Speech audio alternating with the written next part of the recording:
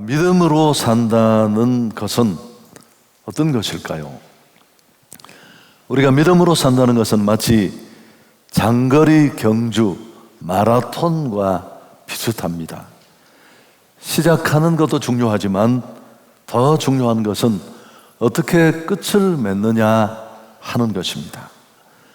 처음 예수 믿을 때는 정말 뜨겁게 화끈하게 감동의 눈물을 펑펑 쏟으면서 신앙생활을 시작했는데 조금씩 시간이 가면서 흐지부지해진다면 좀 문제가 있지 않겠습니까?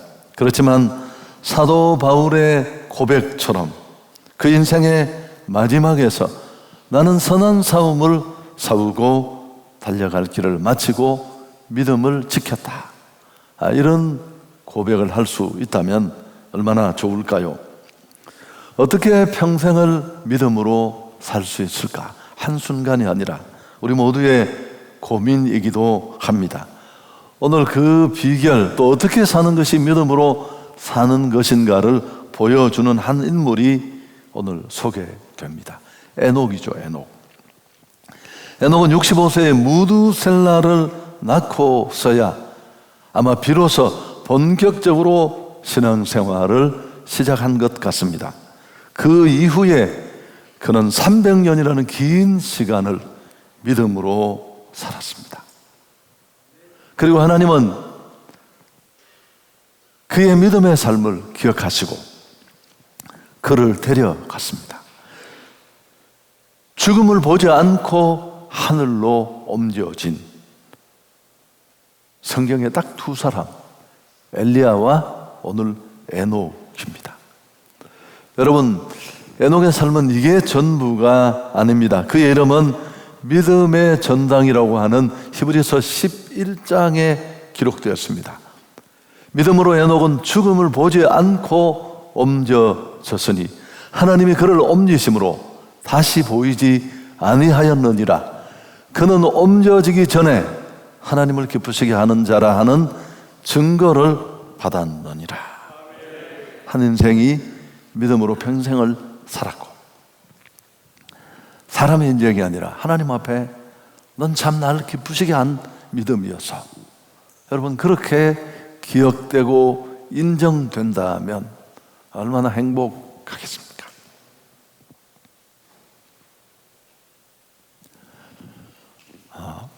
도대체 어떻게 살았길래 이런 증거를 얻을 수 있었을까요?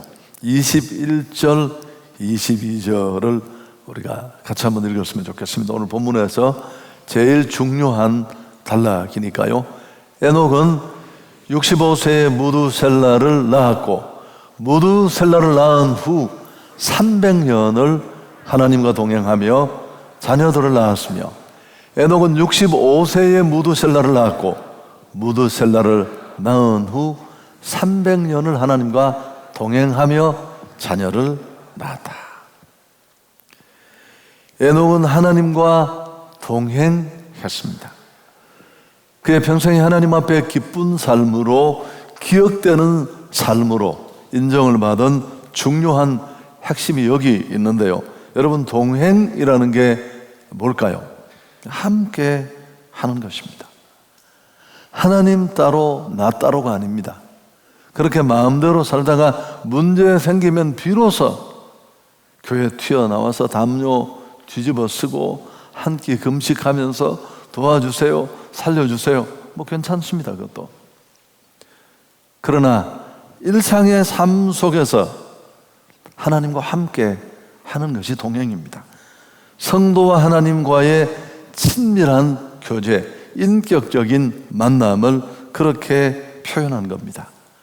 우리 기독인 살아계신 하나님을 신앙하는 우리 신앙인의 신앙의 핵심, 신앙의 기쁨, 신앙의 즐거움이 바로 여기에 있습니다. 누누이 말씀드렸습니다마는 신앙생활이 뭡니까? 교회 와서 예배 드리는 게 전부가 아닙니다. 신앙생활은 성령의 인도를 받는 것입니다. 그 말은 살아계시는 그 하나님과 날마다 함께 손 붙잡고 나의 고민, 나의 문제들을 그분과 상의하면서 그렇게 인생 여정을 가는 것입니다. 여러분, 이런 기쁨이 없다면 그건 신앙생활이 아닙니다. 종교인의 삶이죠. 신앙은 축복이 아니라 그에게는 족쇄요 고역이 될지 모릅니다. 간증 물론 없습니다. 교회 다닌 힘든 시절이 있었을 뿐입니다. 근데 어느 날 많은 신앙인들이 이런 상황 속에 머물고 있지 않은가 생각합니다. 그리고 마치 그게 경험하지 못하고 본인이 체험하지 못했기 때문에 신앙이 이게 전부가 아닌가, 그렇게 착각할 수 있습니다. 어떤 면에서 보면 신앙생활은 결혼하는 것과 매우 비슷합니다. 각각의 삶을 살던 남자와 여자, 서로가 서로를 이해하기에는 사람이라는 이유 외에는 너무 많은 차이가 있습니다. 그렇지만 함께 사랑한다는 이유로 만나서 또 치고받고는 아닌 거예요. 어쨌든 의견의 충돌이 있고 어렵고 그럴 수 있습니다. 정상적인 가정의 모습이라고 저는 생각하는데요. 그렇지만 인생의 그 거친 여정을 함께 하면서 오손도손 문제를 풀어내고 아이들을 키우고 하나님의 뜻을 이루는 여정, 만남과 동행이 있습니다. 만났더라도 동행에 실패한 부분은 사는 게 아니죠. 그냥 버티는 것입니다. 실패하면 결혼 생활의 행복은 없고 옆에서 지켜보는 자녀들이나 후배들이 저런 결혼을 왜 해? 혼자 사는 게 훨씬 낫구만, 그럴 수 있습니다. 미국에 샘이라는 남자가 있었는데 알라바마 주 몽고메리에서 차를 이렇게 끌고 가다가 기름을 넣으러 주유소를 들렀습니다. 그리고 기름을 가득 채우고 5시간이나 운전하고 주를 넘어갔는데 그때서 아내를 주유소에 내려놓는 걸 잊어버렸습니다. 혼자 온 거예요. 휴대폰도 없던 시절에서 막 경찰에 비상전화를 해서 내가 오늘 큰 실수를 했다고 아내를 찾아달라고. 이런 사실을 전혀 알아채지 못한 자신을 부끄러워하고 잘못을 인정했다고 합니다. 여러분, 충분히 그럴 수 있습니다.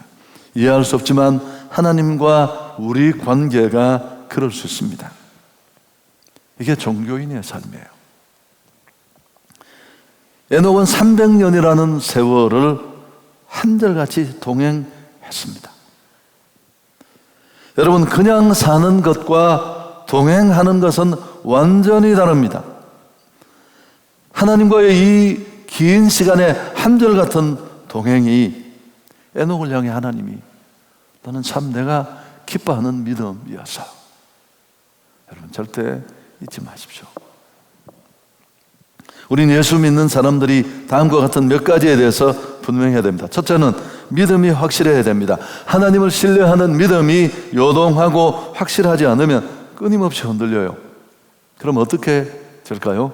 신앙이 자라지 않습니다. 여러분, 나무가 그렇게 흔들면 그게 뿌리가 내려질까요? 열매 맺을 수 있을까요? 불가합니다. 두 번째, 내 삶의 현장에 함께 동행하는 하나님이 경험되어야 합니다. 체험이라는 말이 더 좋아요. 이 둘로 완전히 나누어집니다. 막연한 신앙과 체험한 신앙은 완전히 차원이 다릅니다. 야곱은 아버지 집에 있을 때 하나님을 알았습니다만 막연했습니다. 장자권을 빼앗아 축복까지 사모하지만 그래도 여전히 그랬지만 고난 속에, 절망 속에 그는 분이엘의 체험을 하고 만진 듯 껴안은 듯 나와 지금 이 자리에 함께 하시는 그 하나님을 손으로 만진 듯 경험했습니다. 그가 쏟아놓은 고백을 기억하시죠? 여호와께서 과연 여기 계시는데 내가 알지 못했다. 꼭 필요한 일입니다. 또 한 가지는 천국에 대한 소망입니다. 하늘 소망을 가진 사람은 오늘 어떻게 살아가야 할 것인가를 늘 고민합니다. 왜요? 곧 그분 앞에 설 테고 내가 살아오고 해온 삶에 대해서 평가받고 또 책망이든 상급이든 받을 것이기 때문에 그렇습니다. 이 세 가지 믿음이 확실해야 하고요. 지금 오늘 나와 함께하는 하나님에 대한 분명한 감이 있어야 돼요. 그렇지만 우리는 하늘 소망을 향해 달려가야 할 것입니다. 자, 그럼 동행하려면 에녹이 정말 하나님을 기쁘게 했던 이 핵심을 우리가 그저 흠모하는 데 끝나지 않고 나의 신앙의 고백으로 만들려면, 여러분, 동행하려면 우선 뜻이 일치해야 됩니다. 아모스서 3장 3절, 두 사람이 뜻이 같지 않은데 어찌 동행하겠느냐. 부부가 함께 여행을 가도, 물건을 사도, 자녀 양육을 해도 생각이 다를 수 있습니다. 그렇잖아요.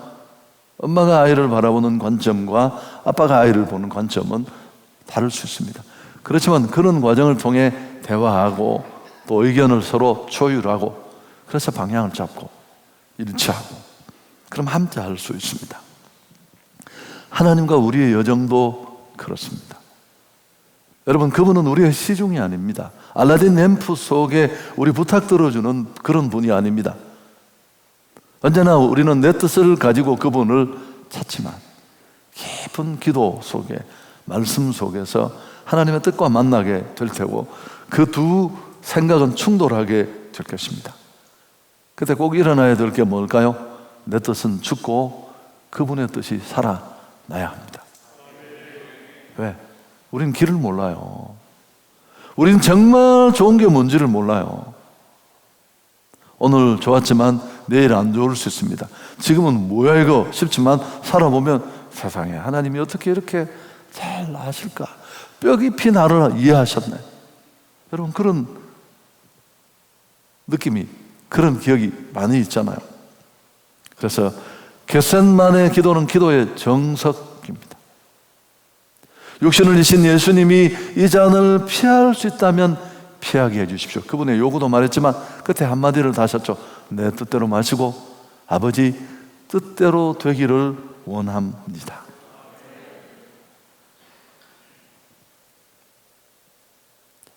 기도는 내 뜻을 관철시키고 주장하는 통로가 아니라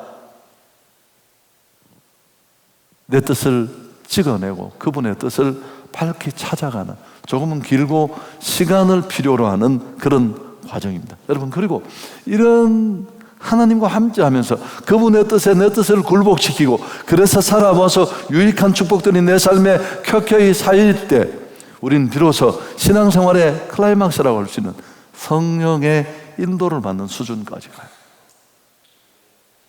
그분의 뜻을 헤아리는 촉이 살아나고, 그랬잖아요. 성령의 인도받고 음성 듣는 게 무슨 막 신비한 막 안개가 자욱 끼었는데 꿈속에 머리를 산발한 할아버지가 나타나서 나를 따르라. 그리고 종이에다 뭘 적어주고 그걸 막 수첩에 넣어다니고 그런 게 아니에요, 여러분. 언젠가 한 분이 그렇게 설명했습니다. 남편이 무슨 일을 한다고 다 저지레를 어질러 놓은데 아내가 들어와서 그냥 아이고 참, 그리고 탁 튀어나가도 남편은 아내의 마음을 아는 거, 좀 치우고 하라는 소리구나.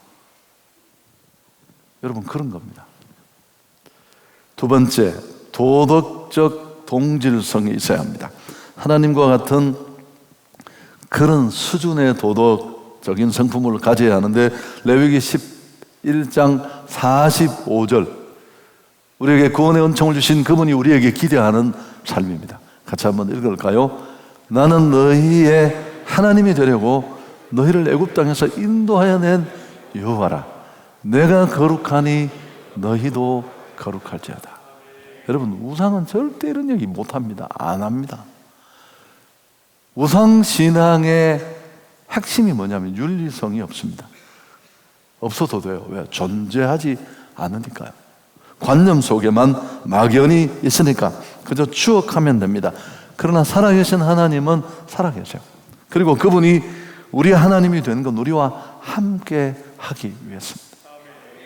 이스라엘이 사고 칠 때마다 난 너를 구원해낸 여호와야. 내가 너와 함께하려면 네가 거룩해야 돼. 매일매일의 삶이 중요합니다. 남은 세월을 하나님과 함께하기 위해서는 하루하루의 삶이 그래서 신앙생활은 영어 수학 공부하는 것 같아요. 지나치기 어렵습니다. 꾸준히 조금씩 매일매일 한절같이 그런 노력한 결과들이 또 축적되는 겁니다. 기도 안 되는 날은 그냥 앉아서라도 1시간 있다 가시면 돼요. 그게 무슨 도움이 될까 싶지만, 예를 들어 볼 거예요. 잠이 안 오는 날 있잖아요. 제가 1년 섬겼던 담임 목사님이 가르쳐 주신 건데, 잠 안 올 때는 그냥 눈 감고 이렇게 누워라도 있으면 피곤이 많이 가십니다. 내가 해보니까 그렇던데요. 저도 따라 해보니까 그렇더라고. 못 알아들으시겠다고요. 통과. 한 가지만 더 말씀을 드리겠습니다. 에녹의 삶은 하나님을 기쁘시게 했는데, 여러분, 이 오늘 본문에만 나타나지 않는 또 한 가지가 있는데, 유다서 1장 14절 15절에 이 에녹의 삶을 하나님이 높이 평가할 수밖에 없고, 믿음의 삶이고 네가 나를 정말 기쁘게 했다라고 인정하실 만한 그런 이유를 담고 있습니다. 우리가 차근차근 한번 유다서 1장 14절 15절을 읽으면 좋겠습니다. 아담의 7대 손 에녹이 이 사람들에 대하여도 예언하여 이르되, 보라, 주께서 그 수만의 거룩한 자와 함께 임하셨나니 이는 무사람을 심판하사 모든 경건하지 않은 자가 경건하지 않게 행한 모든 경건하지 않은 일과 또 경건하지 않은 죄인들이 주를 거슬려 한 모든 완악한 말로 말미암아 그들을 정죄하려 하심이라 하였다. 한 시대, 한 신앙인을 보려면 그가 살았던 시대도 함께 봐야 됩니다. 그래야 그 인물이 더 분명하게 드러날 텐데, 에녹의 살던 시대는 오늘 이 유다서 1장 14절 15절에 보면 그야말로 한마디로 정의하면 경건치 않은 시대였다. 4번이나 이 표현이 반복적으로 등장합니다. 여러분, 그 시대가 얼마나 어둠 속에 있었던가. 하나님이 사람을 만드시고 더 이상 소망이 없어서 물로 온 세상을 덮어버릴 심판이 진행될 바로 직전 시대입니다. 죄가, 악이 극에 달했던 시대인데, 경건치 않다는 말을 쉽게 설명하면 하나님이 없다, 하나님을 전혀 인정하지 않는 그런 시대였습니다. 지금 오늘 우리와 너무 비슷하지 않습니까? 바로 이런 세대 속에 에녹은 살았습니다. 그래서 그의 신앙이 더 빛이 나는 거예요. 요새 믿음으로 살기 어려워. 누가 그렇게 살아? 그는 살아냈습니다. 그는 자신이 그렇게 살아내었을 뿐만 아니라 죄악이 관영한 이 시대 속의 사람들을 향해 경고했습니다. 그렇게 살면 안 되고 심판받게 되고 하나님을 찾아야 된다고. 여러분, 이걸 유다서 기자가 정확하게 적고 있습니다. 여러분, 우리도 이렇게 살아야 돼요. 쉬운 얘기 아니잖아요. 잘하는 사람 잘한다 말하는 건 좋은 관계 형성에도 도움이 되지만, 우리는 좋은 얘기가 아니라 해야 할 이야기를 해야 합니다. 너희는 먼저 그의 나라와 그의 의를 구하라. 우리 삶의 최우선 순위는 복음을 전하는 일, 하나님의 나라를 전하는 일에 있으니까 더더욱 그렇습니다. 악한 세대를 향해 주의 오심을 선포하는 그런 삶이 그에게 있었습니다. 이것이야말로 정말 하나님을 기쁘시게 하는 대목이 아니었을까? 여러분, 조금만 노력해도 하나님은 이런 삶을 추구하는 개인과 집단을 축복하십니다. 한성교회가 여기까지 온 일, 제사역이 여기까지 온 일, 우리 모두가 이 현장에 함께 누리는 축복입니다. 잘 못하지만 끊임없이 복음을 선포하고 복음을 운반하고 유통시키고, 결과가 미진할 때도 이 코로나 와중에 이 웬일입니까? 우리가 뭔 윙크가 통하긴 한 시대지만 우리는 또 윙크를 하는 거예요. 뭐 어떻게 되든 끊임없이 우리에게 주어진 사명이고 이 시대를 향해 우리가 해야 할 일인 줄 믿습니다. 하나님이 우리를 얼마나 긍휼히 보시겠습니까?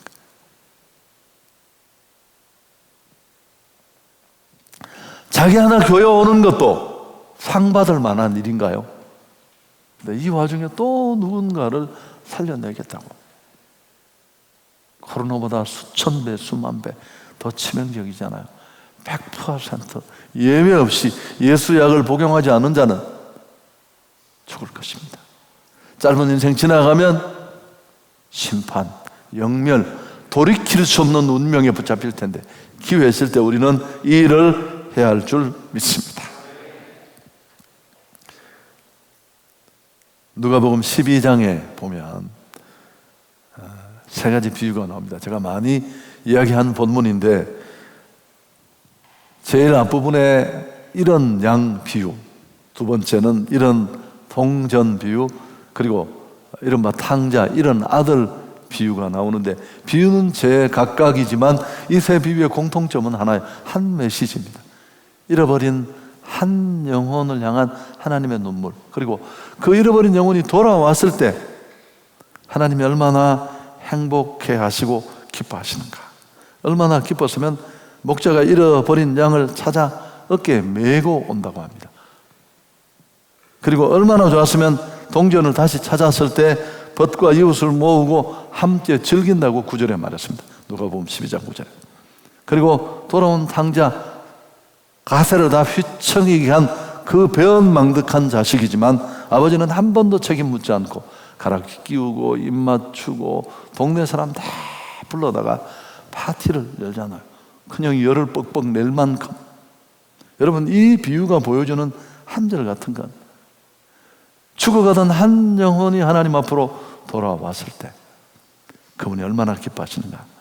자, 누가복음 15장 7절에 내가 너희에게 이르노니 이와 같이 죄인 한 사람이 회개하면 하늘에서는 회개할 것 없는 의인 99으로 말미암아 기뻐하는 것보다 더하다. 누가복음 10장에 보면 70인 전도대의 보고를 받은 예수님의 반응이 누가복음 10장 21절에 나와 있습니다. 같이 한번 읽을까요? 그때 예수께서 성령으로 기뻐하시며 이르시되 천지의 주제이신 아버지여 이것을 지혜롭고 슬기 있는 자들에게 숨기시고 어린아이들에게는 나타내심을 감사하나이다. 옳소이다. 이렇게 된 것이 아버지의 뜻입니다. 여러분, 그때 예수께서 성령으로 기뻐했다. 신구약 성경을 통틀어 이런 구절은 여기뿐입니다. 그분이 이만큼 행복해하고 이렇게 기뻐하는 건 여기 말고는 없습니다. 하나님이 가장 바라시는 게 뭐고 그분이 우리를 통해 이루고 싶은 성경 전체를 관통하는 가장 강력한 뜻이 무엇인가를 너무너무 잘 보여줘요.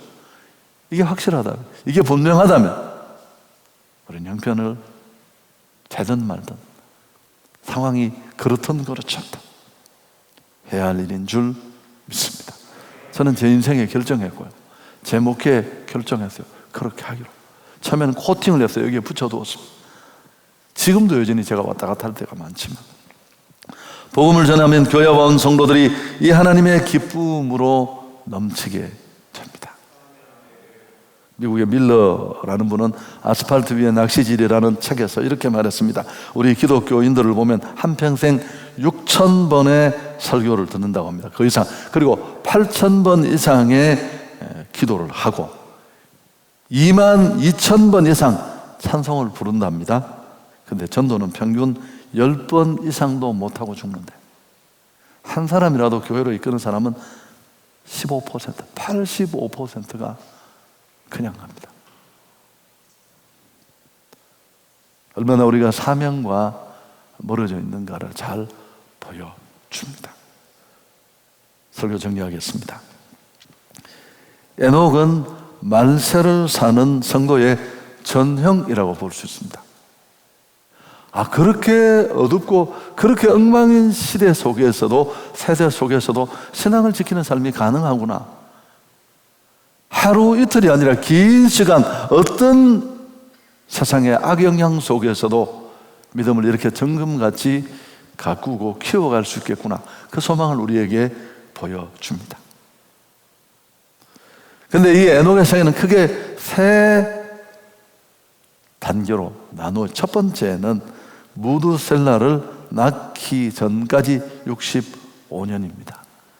하나님을 알기는 알았을 터인데 전혀 없는 것처럼 살았습니다. 불신자와 조금도 다르지 않습니다. 여러분, 창세기 오늘 읽은 이 앞부분을 읽어보면 낳고 죽고 낳고 죽고 그 족보만 쫙 나와요. 세상 사람과 다를 게 뭐가 있겠습니까? 먹고 마시고 자식 기르다가 죽고. 여러분, 이렇게 생을 마감한다면 그런즉 누구든지 그리스도 안에 있으면 이전 것은 지나갔으니 보라 새로운 피조물이 되었다. 이 고백이 뭐가 필요하겠어요? 먹기 위해 살고 살기 위해 먹고 자식 놓고 길에다가 힘 다 빼고 찰나의 순간이 지나서 밤의 한 경점 같은 그 시간이 지나면 죽음 앞에 서고 은혜도 그 무엇도 상관이 없습니다. 에녹에게도 그런 시간이 65년이 있었어요. 근데 그의 삶의 두 번째는 하나님과 동행하는 삶입니다. 무드셀라라는 아들 탄생을 기점으로 그는 크게 각성했습니다. 그리고 하나님과 더불어 사는 신앙의 이 본질적인 삶으로 이제 변화됩니다. 매일매일의 삶이 그렇게 살았습니다. 여러분, 이 무드셀라라는 자녀는 그 이름의 뜻이 경고한다는 그런 뜻이 있습니다만 학자들의 추측입니다만은 하나님은 종종 자녀를 보내실 때 그 자녀의 이름을 통해 하나님의 뜻을 보여주시곤 했다고 합니다. 그래서 무드셀라도 보낸다, 하나님의 경고의 뜻을 담고 있습니다. 죄가 한도를 넘어섰으니까요. 그 다음에 남은 그의 제3기는 하늘로 승천하기까지의 기간입니다. 날마다 뜨겁게 교제하고. 그 시대 사람들에게 좀 불편했을 수 있지만 그렇게 살면 안 됩니다. 하나님을 찾으셔야 합니다. 이게 우리 삶의 전부가 아닙니다. 심판을 전하는 그런 사람으로 살았습니다. 우리도 그렇게 살기를 원합니다. 다음 주 진군식, 그 다음 주 태신자 작정, 6월 1, 2 행축 중간에 또 사람들 모시는 순서가 있습니다. 말씀 정리하겠습니다. 누군가 말했습니다. 예수 믿는 것은 위대한 일이다. 우리 아멘 할 수 있습니다. 그런데 또 한 사람이 여쭙습니다. 예수 믿는 것보다 더 위대한 일이 있습니다. 그게 뭘까요? 그건 바로 그 하나님과 동행하는 일입니다. 우리 신앙생활이 꽃을 활짝 피우는 거. 주변에 하나님을 믿지 않는 사람들이 나를 알잖아. 내 출신학교, 내 실력, 내 자원, 내 생편을 다 아는데 너무 잘 사는 거죠. 물질적으로는 아닙니다. 심정적으로, 상황적으로. 동행할 때 이런 간증의 축복이 있습니다. 오늘 에녹의 삶은 그런 면에서 충분히 하나님의 인정과 평가를 받아 마땅합니다. 클레어 투스라는 분이 한 개인의 인생은 역사 속에서 한 문장으로 요약될 수 있다. 설교할 때 꼭 가르치는 거예요. 설교 시작하기 전에 이 한 문장이 나와야 돼요. 마치고 나서 성도들에게 물어봐야 돼요. 오늘 말씀 듣고 뭘 깨달았습니까? 그분이 또 한 문장을 기억해주면 잘 전달된 겁니다. 나머지는 그분이 하실 일이지만. 근데 역시 한 개인의 인생도 역사 속에 한 문장으로 요약될 수 있습니다. 많은 세월이 흐른 후 누구 하면 딱 떠오르는 거. 조지 뮬러 하면 기도의 아버지. 생전에 5만 번 기도 응답을 받은 사람. 믿음으로 하나님을 보여주려고 평생 노력했던 사람. 오늘 에녹, 하나님과 동행한 사람. 하나님을 기쁘시게 했던 사람. 나의 인생은 어떤 문장으로 요약되고 싶습니까? 여러분이 마스크 끼셔서 말 못하실 줄 제가 알았습니다. 제가 저를 생각해 봤습니다. 평생 예수를 믿고 예수를 알고 그 예수가 최고라고 떠들고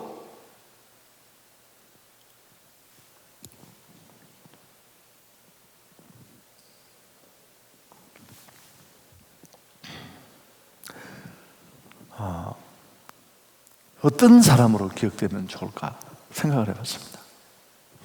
언젠가 한 분이 제게 보내준 편지에 그 내용이 적혀 있었는데요.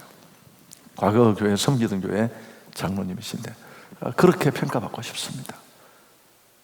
가르치시고 그 가르침대로 살려고 노력했던 사람. 저는 꼭 한번 그냥 지나가는 것처럼 보지만 인간은 무언가를 남기게 됩니다. 그 지나간 후에는 다 평가를 해요. 정치인도 그렇고 꼭 우리가 신앙생활을 더 진지하게 보시는 그분 앞에 잘 달려가서 이런 아름다운 평가를 남겼으면 좋겠습니다. 하나님께 영광 돌리겠습니다.